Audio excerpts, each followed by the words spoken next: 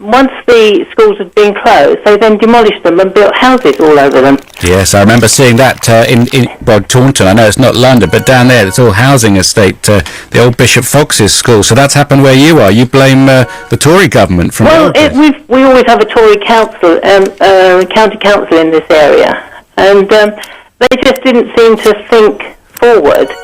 And as I said, houses and flats have been built all over the sites where the schools were. What do you think about migrants, Brenda, and immigration generally when it comes to pressure on the education service in your area? Is it relevant or not?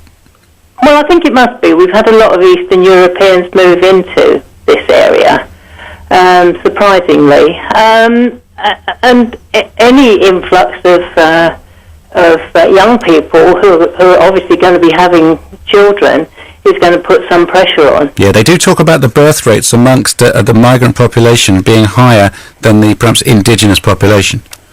Yes, but I mean, they're now looking at in this area now for a site to build a new school. Well, couldn't come quick enough. Brenda, thank you very much indeed. In Putney, we'll find Anna. Hello. Hi, good morning, Andrew. Morning. The previous caller, Brenda, has made the points which I wanted to make, but in addition, I wonder why is the British government not putting a quota as other European countries do as to the amount of Eastern European or European migrants coming to the UK? Well, I think that is something which is on the table and is being talked about gently right now. Perhaps that will happen. Well, we hope so. But secondly, your country has had a history of having cheap labor from other countries, starting with the mills.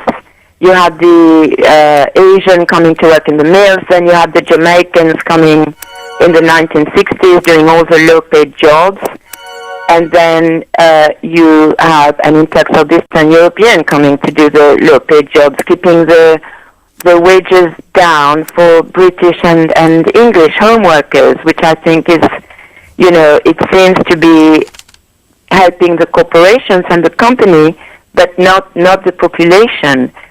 So I'm a little bit confused. And lastly, I wanted to point out that you have had problems with your schools, and as far as 20 years ago, you had sometimes 40, 45 pupils in a classroom, which is not, which is unacceptable, because in France, for instance, you still have about 25, 26 pupils in a school, and they also have large migrant population. So I'm not quite sure what the problems are over here. Probably money, normally is. Thank you so much, Anna. Hope to speak to you again. Melanie is in Paddington. I did ask for a teacher to call in and tell us their experiences. And here's one. Hello, Melanie. Hello, how are you? Yeah, really well, thank you. Well, the reason I really wanted to call is one of your previous callers had an idea, which may have sounded good, about teaching the parents of the children in the schools English to make sure they pass that on to their children. Yes. But they're a little bit inaccurate there, because I work in a nursery school, and lots of our children and parents are immigrants, and we work closely with the speech and language therapy service as well, and the advice we and they always give to parents is that when they're teaching their children from very young, obviously, to speak, to use their mother tongue, because that is the language they're most confident in, and can give the best quality of language. Yes. And having just been through our data, as we do every year, about our children who've just left, the children who come to us with quite often no English or hardly any English at all, but really strong in their mother tongue, they pick up English really quickly. By the time they leave, after a year and a half in nursery school, their English skills are, almost native, I would say. And